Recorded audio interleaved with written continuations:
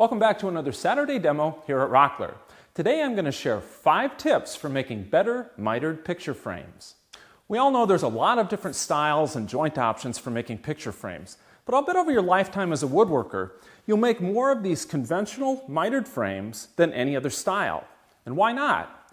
They're quicker to make than some other options, they're classic, and of course, they're exceedingly functional. But notice that I didn't say easy.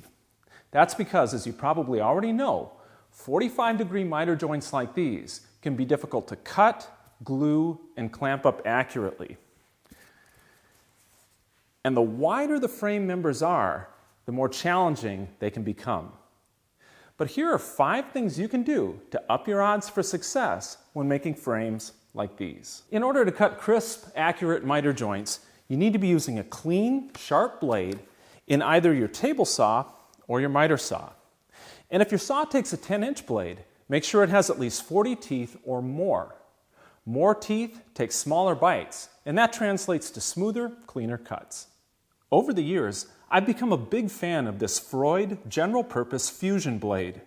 Its steeply pitched, alternate top bevel teeth are ideal for slicing cleanly across the grain at an angle, as you need to do when you're miter cutting picture frame parts. But regardless of which brand of blade you use, if your saw will accept a full thickness blade that cuts a 1/8 inch wide kerf, like this one does, that's a better choice for cutting miters than a thin kerf blade like this. Why?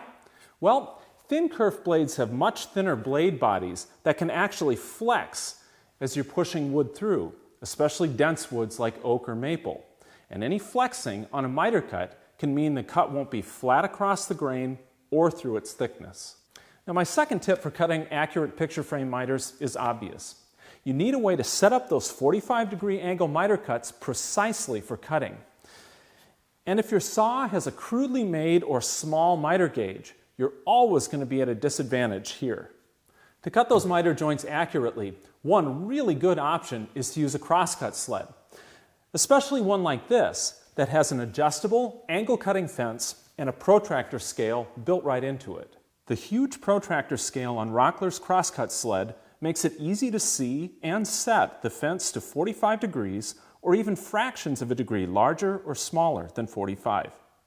Another option is to step up to a precision miter gauge like this.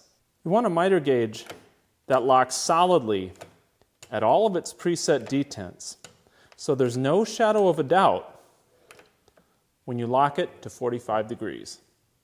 And whether you use a crosscut sled or a miter gauge, here's my third piece of advice. Use a stop block on the fence to positively register the ends of each workpiece. That way, you'll know that the opposite sides of your picture frame will be exactly the same length as one another once they're cut. And that's crucial for creating square corners and parallel sides. Once you've got your 4 frame parts cut and you've carried out a dry fit to make sure the joints close properly, you're ready to put them together. But that leads to the next challenge, gluing and clamping. Even if the parts fit together perfectly, things can still go wrong at the assembly stage, so you need a strategy. And part of mine has to do with the glue I choose. Now, there's nothing wrong with these good old standby PVA wood glues for face gluing and edge gluing, but they're not the best choice for miter joints, which are end grain joints.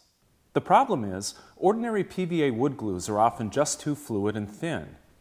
The end grain, especially on open-grained hardwood, tends to wick these glues more deeply into the pores, which can starve the joint of a strong glue bond. That's why for miter joints, I'll choose a thicker glue with a higher solids content than these, like Titebond's Quick and Thick or Speed Set wood glues. That's my 4th tip for picture frames. Quick and Thick has a viscosity that's almost like window caulk, so it sits on the wood's surface rather than wicking into it. That puts more adhesive on the joint faces where it's needed for greater strength. And Speed Set is formulated to tack up fast instead of acting like a lubricant. So parts stick together more quickly instead of sliding past one another and out of alignment. And to hold those joints together tightly while the glue dries, you're going to have to clamp your picture frame parts together. So here's my 5th piece of advice. Just say no to these bar clamps. More often than not, over-tightening these is going to throw your joints out of whack. A simple, inexpensive, and surprisingly good clamp for picture frames is a roll of quality masking tape, but not the cheap tan stuff.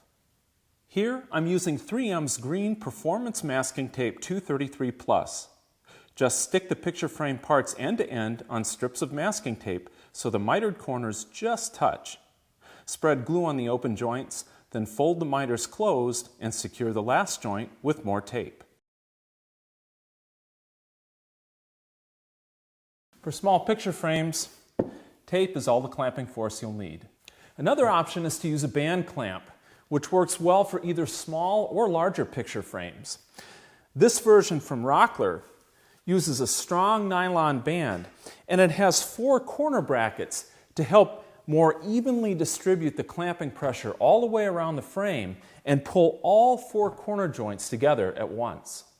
2 of its corner brackets fit into standard T-tracks to help keep the frame aligned, and it ratchets tight to apply strong clamping force.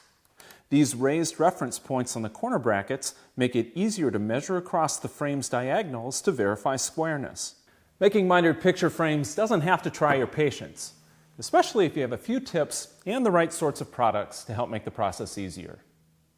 I'm Chris Marshall with Rockler and Woodworker's Journal magazine, and thanks for watching.